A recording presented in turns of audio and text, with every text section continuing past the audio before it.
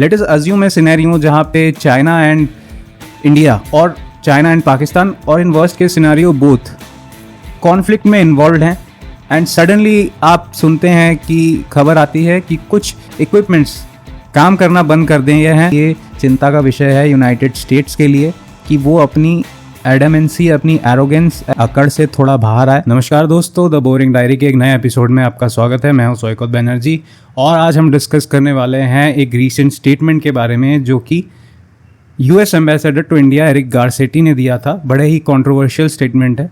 क्या है ये स्टेटमेंट, कैसा है इंडिया यूएस का पेचीदा रिलेशनशिप, इसको हम पूरा इन डेप्थ एनालिसिस करेंगे।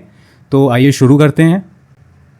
लेकिन वीडियो में आगे बढ़ने से पहले मैं आप लोगों को थैंक यू बोलना चाहूँगा कि जो प्यार आप लोगों ने पिछले वीडियो पर दिखाया, मैं उसका आभारी हूँ। आशा करता हूँ ये वीडियो भी आपको अच्छा लगेगा। वीडियो में आगे बढ़ने से पहले चैनल को ज़रूर सब्सक्राइब करें। तो चलिए वीडियो का शुभारंभ करते हैं। एक कहावत है, कहावत तो क्या, यूएस के सबसे लेजेंडरी डिप्लोमेट ने एक बात बोली थी, वो है to be enemy of US is dangerous but to be its friend is fatal. Hindi में अगर बोलें तो यूएस का दुश्मन होना बहुत ही डेंजरस है, लेकिन अगर आप यूएस के दोस्त हैं तो आपके लिए ये जानलेवा हो सकता है। ये बात कही थी यूएस के सबसे लेजेंडरी डिप्लोमेट हेनरी किसिंजर ने। और कहा जाता है या कहा क्या जाता है, फैक्ट है, उन्हें वियतनाम वॉर के लिए नोबेल प्राइज़ मिला था। सोचिए, वॉर के लिए प्राइज़ मिलता है किसी को। Irony dies 1000 death year. Recently एक फंक्शन में, मैं एक पैराफ्रेज बता रहा हूँ, उसका क्या है एग्जैक्ट कोट तो मैं यहाँ डाल दूंगा। तो उन्होंने बोला था कि युद्ध जो है, कि कोई भी वॉर जो है वो इंडिया से बहुत ज़्यादा दूर नहीं है। एंड इसके साथ साथ एक और स्टेटमेंट उन्होंने ये भी बोला था कि इंडिया यूएस का जो रिलेशनशिप है वो अभी इतना भी मैच्योर नहीं है और इसको हमें थोड़ा सीरियसली लेना पड़ेगा। तो ये चीज़ें काफ़ी कंट्रोवर्शियल है। हालांकि उन्होंने ये सारी बातें बड़े ही हंसमुख अंदाज में बोला, बहुत ही हंसमुख लहजे में ये बात कही, बट जो इन बातों के पीछे का मतलब था, जो मीनिंग था, वो बहुत ही डीप है और बहुत ही अपने आप में डेंजरस एंड कंट्रोवर्शियल है। और इसका खंडन भी किया है हमारे मिनिस्ट्री ऑफ एक्सटर्नल अफेयर्स के रिप्रेजेंटेटिव ने। लेट अस अज्यूम ए सिनेरियो जहाँ पे चाइना एंड इंडिया और चाइना एंड पाकिस्तान और इन वर्स्ट के सिनेरियो बोथ कॉन्फ्लिक्ट में इन्वॉल्व हैं एंड सडनली आप सुनते हैं कि खबर आती है कि कुछ इक्विपमेंट्स काम करना बंद कर दिए हैं, या फिर उनके स्पेयर्स अवेलेबल नहीं हैं, या फिर ऐसा ही कुछ हुआ है और हमारे हथियार जो हमने लिए हैं यूएस से वो अब डिसफंक्शनल हो गए हैं। कैसा होगा ऐसा सिनेरियो? बहुत डेंजरस होगा।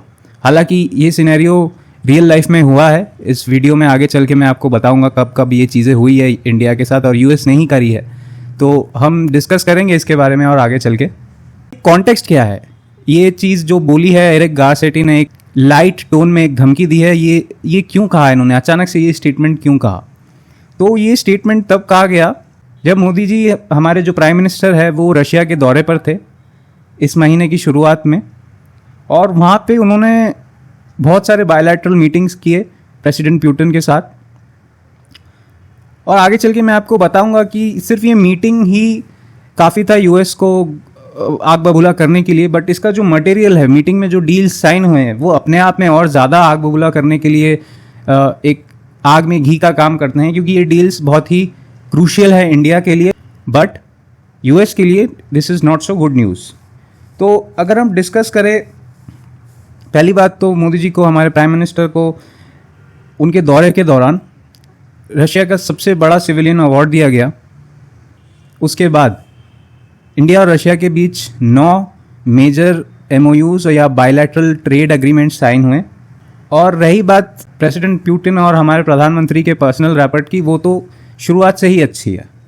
तो अगर हम नज़र डालें कि मीटिंग के दौरान कौन कौन से डील्स साइन हुए, ये मोस्टली नॉन डिफेंस डील्स हैं। हालांकि जब वो गए थे बहुत खबर उड़ी थी कि बहुत सारे डिफेंस डील्स साइन हो सकते हैं, बट जो डील्स साइन हुए हैं, जो एमओयू साइन हुए हैं, वो डिफेंस डील्स के कंपैरिजन में इंडिया के लिए स्ट्रेटेजिकली बहुत ही ज़्यादा कॉन्सिक्वेंशियल है, यानी कि बहुत ही ज़्यादा इंपॉर्टेंट है।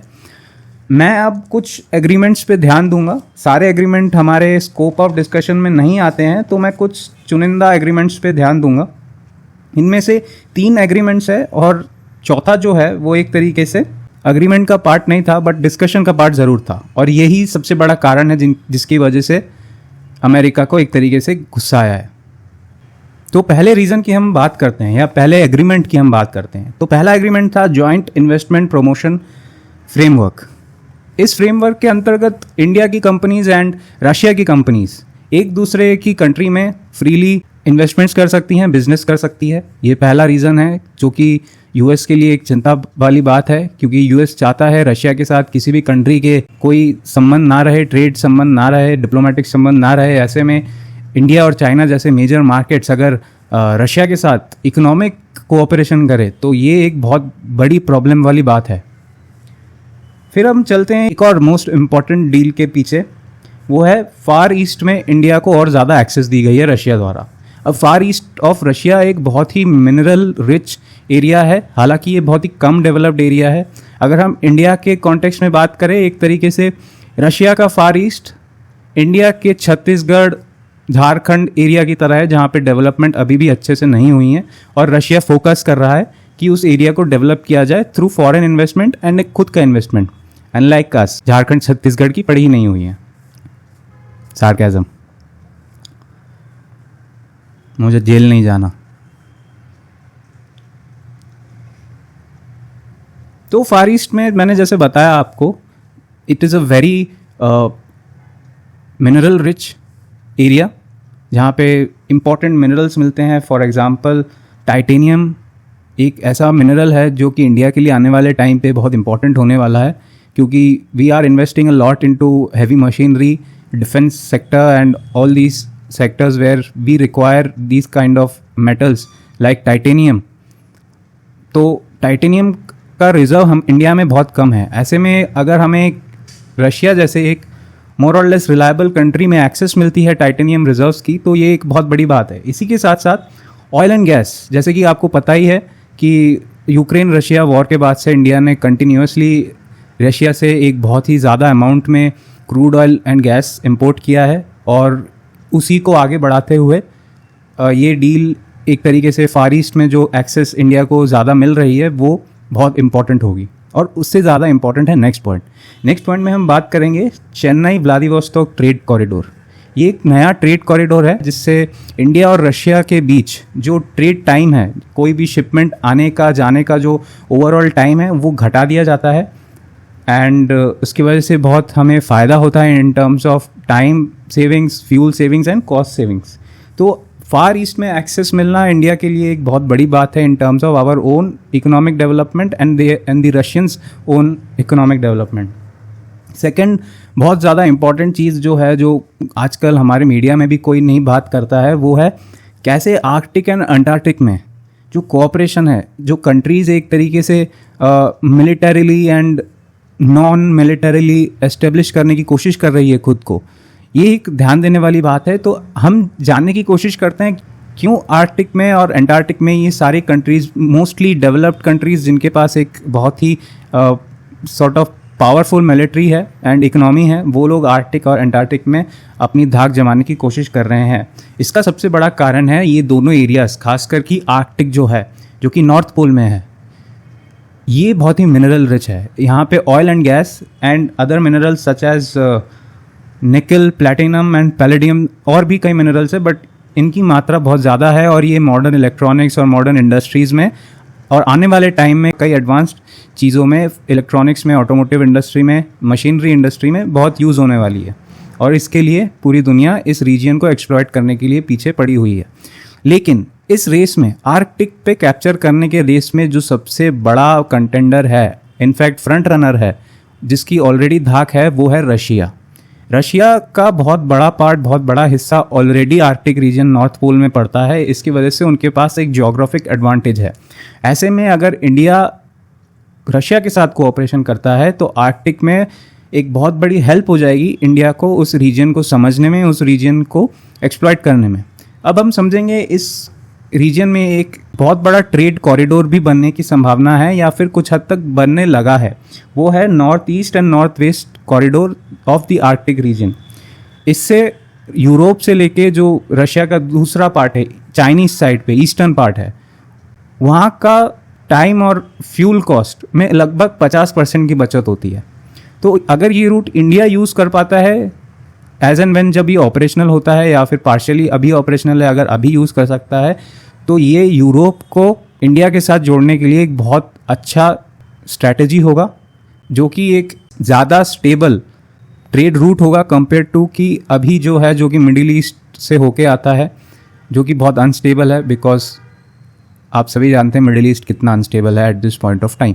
फाइनल रीज़न जिसकी वजह से यूएस इंडिया से सबसे ज़्यादा नाराज़ है वो है इंडिया और रशिया ने एक एग्रीमेंट किया है। हालांकि ये आई थिंक वर्बल एग्रीमेंट है, मेरे पास इसका कोई डॉक्यूमेंटल प्रूफ नहीं है, बट कहा जा रहा है कि प्रेसिडेंट पुतिन और प्रधानमंत्री मोदी के बीच में डिस्कशन हुई थी एंड उन्होंने ये एग्री किया है कि वो इंडिया का जो ट्रेड है रशिया के साथ उसको रूबल में सेटल करेंगे, अनलाइक अर्लियर डेज जहाँ पे डॉलर के थ्रू होता था। डॉलर के थ्रू ट्रेड करने में एक सबसे बड़ा नुकसान ये होता है कि आपको स्विफ्ट के थ्रू ये पूरा ट्रांजैक्शन करना पड़ता है डॉलर्स का, और इससे क्या होता है कि इसमें इनडायरेक्टली यूएस का एक कंट्रोल रहता है आपके ट्रेडिंग और इकोनॉमिकल एंडेवर्स में। तो स्विफ्ट अकाउंट जो है रशिया का, वो यूएस ने यूक्रेन वॉर के टाइम पे सील कर दिया था। उसके बाद से ही डी डॉलराइजेशन का एक होड़ चालू हो गया और बहुत सारी कंट्रीज़ डी डॉलराइजेशन के मार्ग पे अब चली हैं, उनमें से इंडिया भी एक है। हालांकि इंडिया इसको सीधे सीधे तौर पे नहीं बोलता है, but countries like Arabia and many middle eastern countries have shown their intent to decrease their dependence on the dollar, क्योंकि उनको डर लगता है कि अगर कल को उनके कंट्री की यूएस के साथ रिलेशन ख़राब हुए तो उसकी वजह से उनकी इकोनॉमिक पे बहुत बुरा इम्पैक्ट पड़ेगा अगर उनके स्विफ्ट अकाउंट्स शट डाउन कर दिए जाते हैं। तो ऐसे में ये सारी कंट्रीज़ कोशिश कर रही हैं, मेजर इकोनॉमीज़ कोशिश कर रही हैं, मोस्टली ब्रिक्स कंट्रीज़ जो हैं वो बहुत कोशिश कर रही है कि वो अपने कंट्री के खुद के और जिस कंट्री के साथ वो ट्रेड कर रही है उस कंट्री के अपनी करेंसी में ट्रेड करें, ना कि डॉलर में। अब इंडिया भी इसका एक पार्ट बनने की कोशिश कर रहा है, इनफैक्ट हो चुका है। पिछले साल के कंपैरिजन में 2024 में इंडिया और रशिया का रूपी रूबल का ट्रेड डबल हुआ है, डबल। ये द हिंदू की एक रिपोर्ट से मैं बता रहा हूँ आपको। अब हम आगे बढ़ते हैं। तो डी डॉलराइजेशन तो चलो ठीक है, लेकिन इसकी वजह से गुस्सा होने वाली क्या बात है यूएस को। तो अब हम रशिया और इंडिया का ट्रेड का थोड़ा डेटा समझेंगे। आप यहाँ पे देख रहे होंगे कि ये रशिया और इंडिया का ईयर ऑन ईयर ट्रेड का डेटा है, और आप देखेंगे यूक्रेन वॉर की बाद से इसमें बहुत ज़्यादा वृद्धि आई है, और जिस तरीके के डील्स अभी साइन हुए हैं, इकोनॉमिक डील्स, उसके बाद ये और भी ज़्यादा बढ़ने वाला है। ये वॉल्यूम और जो वैल्यू ऑफ ट्रेड है इंडिया के बीच में, ये कम नहीं होने वाला है, ये बहुत ज़्यादा बढ़ने वाला है। इनफैक्ट इंडिया एक्टिवली रशिया के साथ बहुत सारे ट्रांसपोर्टेशन कॉरिडोर्स पे एक्टिवली वर्क कर रहा है। अब ऐसे में सवाल उठता है, अगर ट्रेड बढ़ रहा है तो इसका मतलब तो ये हुआ यूएस के सैंक्शंस जो रशिया पे है उनकी इकोनॉमी को ख़त्म करने के लिए वो तो इममटेरियल हो गए, और कई सारी बड़ी इकोनॉमीज़ जैसे चाइना, इंडिया, इन्होंने तो खुलेआम इसकी धज्जियाँ उड़ाई। तो अब गुस्सा होना तो बनता है। तो अब हम यूएस और इंडिया का ट्रेड स्टैटिस्टिक्स भी देखते हैं। तो यहाँ पे आप देखेंगे यूएस और इंडिया का ट्रेड स्टैटिस्टिक्स जो है वो लगभग इंडिया और रशिया के कंपैरिजन में डबल है। बट फिर भी यूएस क्यों गुस्सा है, उसका ये कारण है, इंडिया जो है यूएस के साथ जो ट्रेड करता है वो प्रॉफिट में करता है, और ये यूएस को बात बहुत अकड़ती है ऑन इकोनॉमिक लेवल। वो नहीं चाहता कि वो किसी कंट्री के साथ घाटे में सौदा करे, तो इसलिए वो कंटिन्यूसली कोशिश कर रहा है कि किसी भी तरह से इस डेफिसिट को उनके एंड पे जो है वो घटाया जाए, और इसी के लिए वो हाई वैल्यू प्रोडक्ट्स जो है वो हमें बेचने की कोशिश कर रहे हैं, फॉर एग्जांपल वेपन्स। तो ये डेफिसिट कम करने का जो इनका एक्सरसाइज है, वेपन सेल भी इसका एक पार्ट है। रिसेंट टाइम्स में हमने इनसे यूएस से MQ-9B drones, M777 howitzer, Apache helicopters, P-8I submarine hunting planes, Chinook helicopters खरीदे हैं। अब इतने सारे डील के बाद भी यूएस का गुस्सा समझ नहीं आता है। इसका एक कारण ये हो सकता है कि on a diplomatic level US is very unreliable for India, और इसलिए to maintain its autonomy India हमेशा एक बैलेंस बनाने की कोशिश करता है दूसरे पावरफुल कंट्रीज़ के साथ, ताकि इन केस हमारे लिए चीज़ें डिफ़िकल्ट हो जाए यूएस के सिनेरियो में, so that we can balance out with the other countries like Russia. तो अब हम सबसे ज़्यादा जिस पॉइंट पे आते हैं कि इंडिया यूएस की रिलायबिलिटी पे क्वेश्चन करता है। अब हम डिस्कस करेंगे कुछ ऐसे सिनेरियोज जहाँ पे इंडिया का ये शक एक पक्के फैक्ट में बदल गया। हम लेटेस्ट सिचुएशन से लेके हिस्टोरिकल सिचुएशंस में जाएंगे जहाँ पे यूएस ने इंडिया को एक तरीके से धोखा दिया है। सबसे पहले हम स्टार्ट करेंगे crude oil issue. Crude oil issue जो हम रशिया से क्रूड ऑयल ख़रीदते हैं उसको लेके इंडिया पे यूएस ने बहुत ज़्यादा तगड़ा प्रेशर माउंट किया है। इनफैक्ट अभी भी कर रहे हैं। हम पे बहुत तरीके की सैंक्शंस लगाने की बात हुई। इनफैक्ट कई कंपनीज़ पे सैंक्शंस लगाए गए हैं यूएस और वेस्टर्न कंट्रीज़ द्वारा। फिर कोविड वैक्सीन की बात करते हैं। कोविड के टाइम पे उस समय हालांकि president of USA Donald Trump थे। उस टाइम पे जब इंडिया के पास हाइड्रोक्सी क्लोरोक्विन का एक जो कि मलेरिया की दवाई होती है तो जिससे कोविड ठीक करने में उस टाइम सबको लगा था कि शायद कुछ हेल्प हो सकती है, उस दवाई की बहुत डिमांड हमारी कंट्री में भी था। अब नेचुरल सी बात है यूएस में भी डिमांड रहा होगा, लेकिन यूएस के पास इस दवाई की कमी थी और उनके पास मैन्युफैक्चरिंग करने की कोई कैपेसिटी नहीं थी। हालांकि इंडिया इसको बहुत अच्छे से मैन्युफैक्चर कर रहा था इन गुड क्वांटिटीज़ और इस डिमांड ज़्यादा थी इंडिया में। इसी कारणवश इंडिया ने इसका एक्सपोर्ट बंद कर दिया था। उसी समय पैरेलली इंडिया कोविड वैक्सीन का रिसर्च एंड डेवलपमेंट कर रहा था और उसके लिए बहुत सारे रॉ मटेरियल यूएस सप्लाई कर रहा था।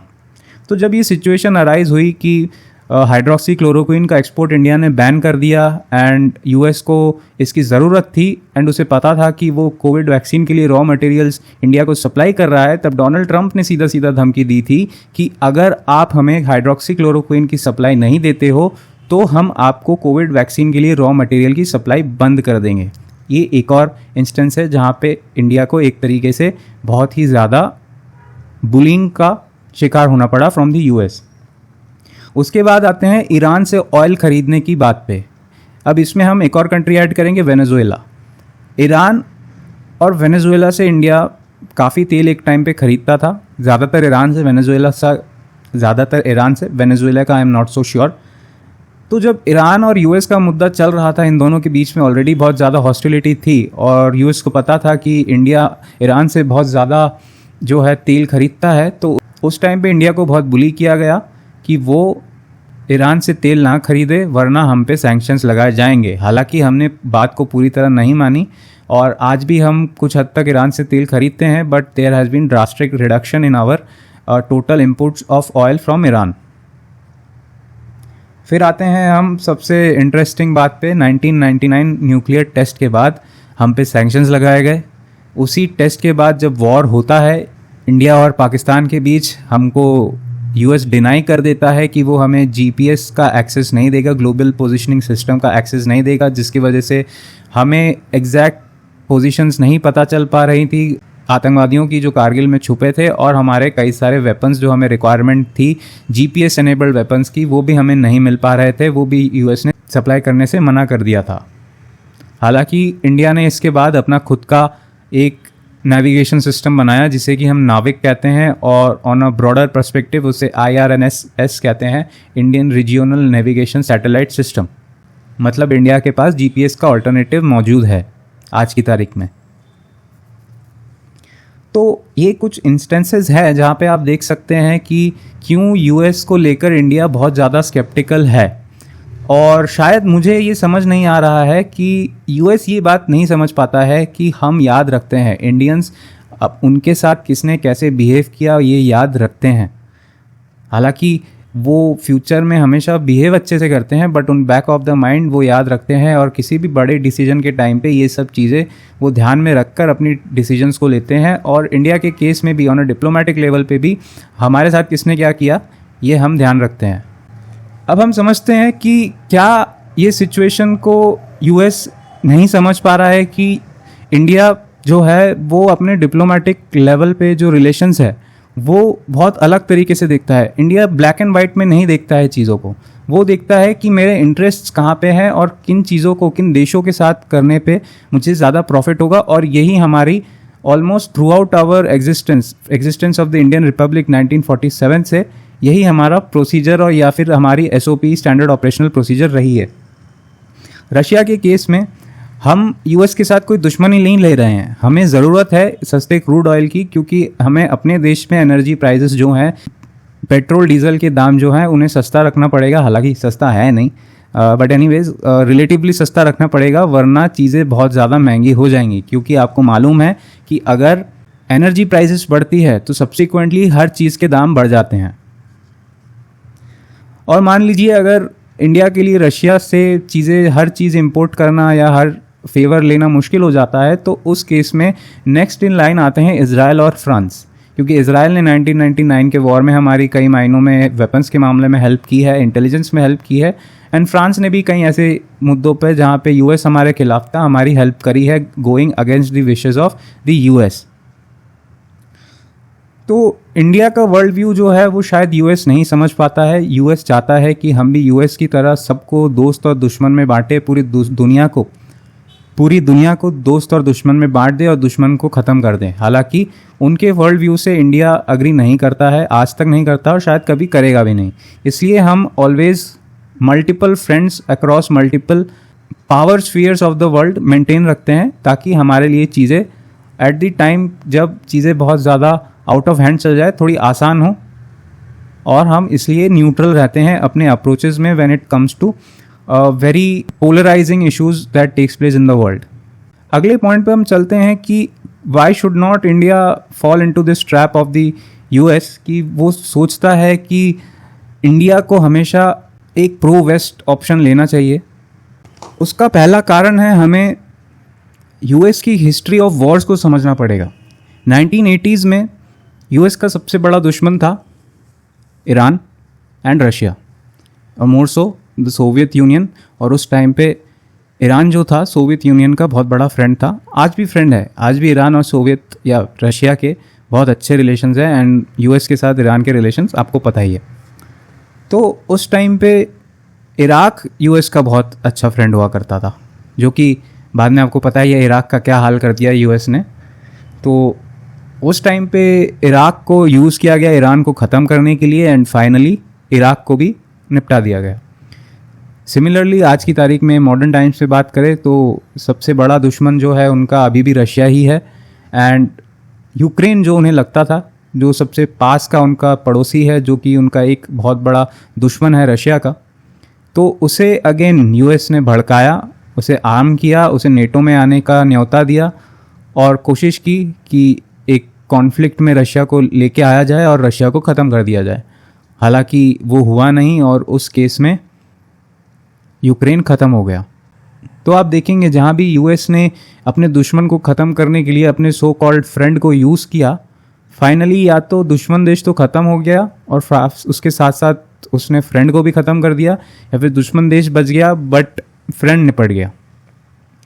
अब फ़िलहाल जो है यूएस का नेक्स्ट दुश्मन सबसे बड़ा वो है चाइना, और चाइना के साथ दुश्मनी है इंडिया की। हालांकि बहुत सारे दूसरे कंट्रीज़ भी है, but size of population wise India सबसे बड़ा दुश्मन हो सकता है in terms of man power during war. और हम चाइना के साथ एक्टिव बॉर्डर्स शेयर करते हैं, जहाँ पे कि अभी भी हम स्टैंड ऑफ की पोजीशन में हैं।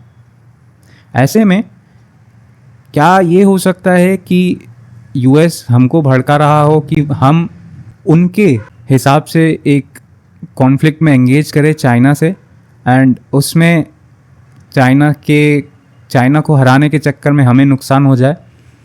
तो शायद हमें ये नहीं करना चाहिए। चाइना हमारा सबसे बड़ा दुश्मन है आज की तारीख में।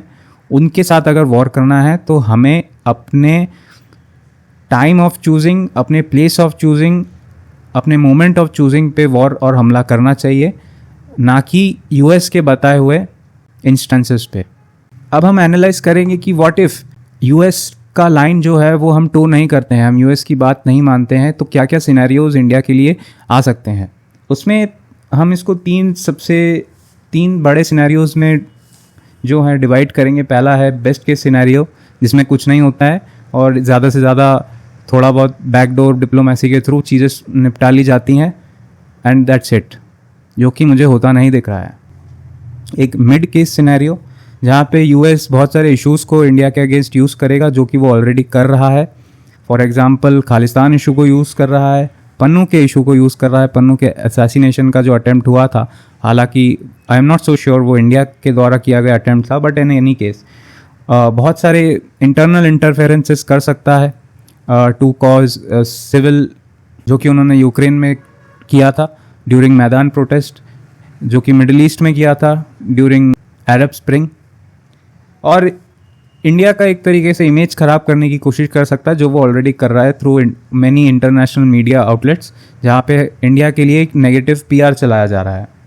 इन सब चीज़ों में यूएस एक चीज़ भूल रहा है। पिछले कई प्रधानमंत्रियों में हमारे प्रधानमंत्री जो हैं फिलहाल के प्रधानमंत्री मोदी, ये सबसे प्रो यूएस रहे हैं। प्रेसिडेंट ओबामा के साथ इनके जो रैपर्ट थे वो बहुत अच्छे थे, इनफैक्ट प्रेसिडेंट ट्रंप के साथ भी इनके रैपर्ट बहुत अच्छे थे।